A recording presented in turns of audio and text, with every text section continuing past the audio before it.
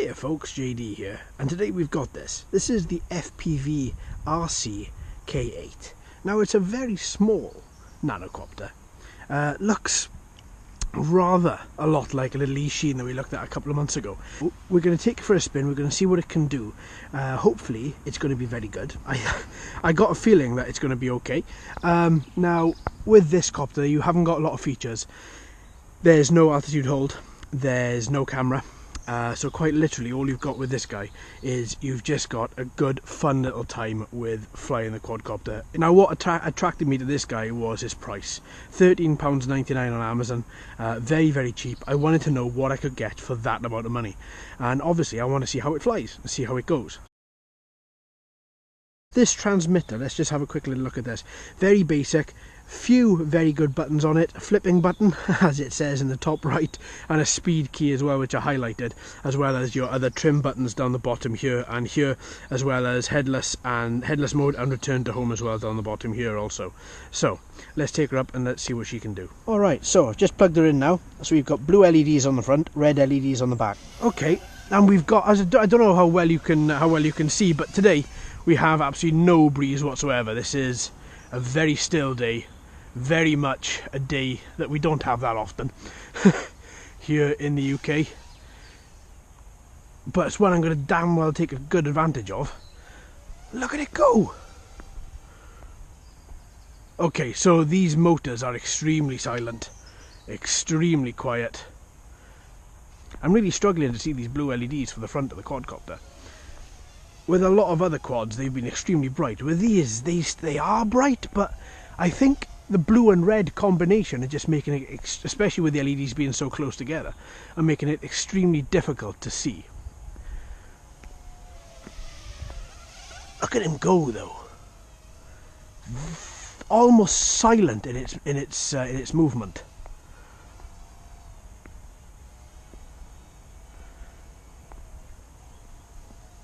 For a cheap quadcopter, this is really good so far. So far, so good. Right, let's take him round a couple more times just so I can get a feel for him. And then we'll get some flips done and we'll see how well he reacts to those. So I don't know how many of you saw the unboxing, but if you remember in the unboxing I did say that there are little almost like plastic hairs on the top of these analog controllers. Analog sticks, and I thought that they were going to make my fingers hurt after a while. Basically, if you haven't seen the unboxing, they're there for grip, so your fingers don't slip off. The analog sticks as you're controlling her. Well, they don't hurt. They are very grippy indeed. So that's just a little correction from the unboxing. Okay. Let's take her up, let's bring her down a little bit, let's flip. Oh, that's quite nice. That's really quite nice.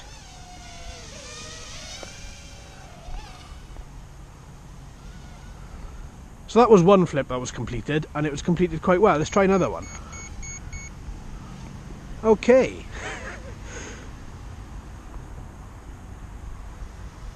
This thing does glide through the air, just totally cuts through the air. I don't see it being very effective on a windy day. Like if we had the same sort of day today as we had last week, then this thing just wouldn't fly. Let's bump it up a notch into speed mode 2. Let's see what we get for our money with this. Well, she certainly takes corners a lot tighter. She's certainly a hell of a lot sharper.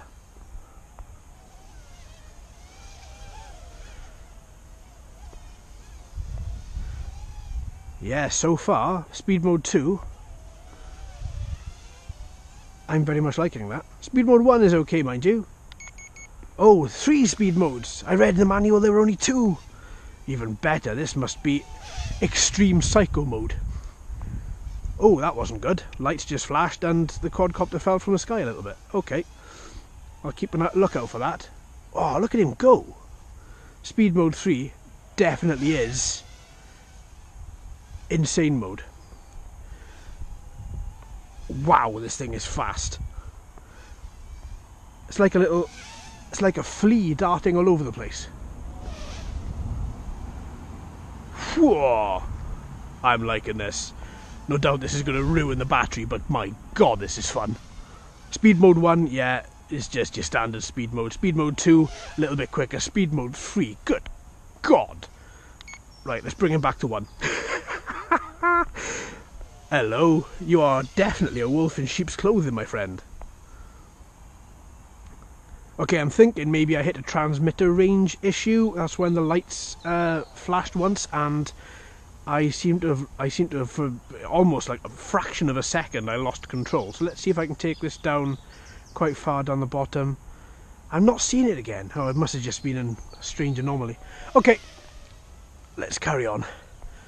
So far, I'm really liking this little guy. Speed mode 1 is just your average speed mode. Speed mode, oh no, it's the battery. That's the battery there, the flashing lights. Maybe it was a warning light to tell me the battery was going. Ooh. But anyway, I'm pretty sure speed mode 3 didn't help the battery case, but I tell you what, this is a really good little quadcopter. If you want something which is indoor-outdoor use, which you can fly like hell and then put into speed mode 3 and it flies you like hell, then this is definitely a fantastic little quadcopter for you. As usual, there's going to be links in the description should you want to check this out. Oh, that's it, we're down, we're grounded. Alright then folks, let's get a verdict. Okay, so this guy, well, yes. So I really like this little guy. So took him out, didn't really know what to expect, thought that for the money it was going to fly okay, but not really give me anything of any much substance. Speed mode 1 is very slow, you know, your standard. Speed mode 2 a little bit faster. Speed mode 3, now that's where it gets fun. Speed mode 3 is insanely fast. Every corner is a hell of a lot tighter. Every single movement of this quadcopter is 18, not 3, 18 times faster than speed mode 1. It is, and even though it is really pushing these motors, and even though it's really pushing these motors, the motor sound does not increase that much.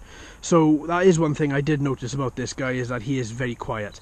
When he's moving around the air, it's almost, well, as soon as he goes down to say the halfway line there, I can't hear him at all. Now when he does his 3D flips, his 3D flips are okay. I found that when I was activating them, as in pushing the right shoulder button and then hitting the right analog stick, there is a delay. So he wasn't too far away from me, but still there was a delay in me pushing the button and him activating. But he rights himself very well. He doesn't spin out of control. He just flips over, does a bit of a wobble, and then just sits quite nice and stable. So I would say this guy is if you're looking for a cheap indoor-outdoor quadcopter that you don't really care if it gets damaged, that gives you a good 6 to 8 minutes of battery life, then I would say this is your man, most definitely. So there we are folks, thanks ever so much for watching and listening. I've been JD, you've been fantastic as always. If you haven't already, please subscribe. Hello and welcome to all the new subscribers. I hope you're enjoying the channel. So until next time my friends, happy flying.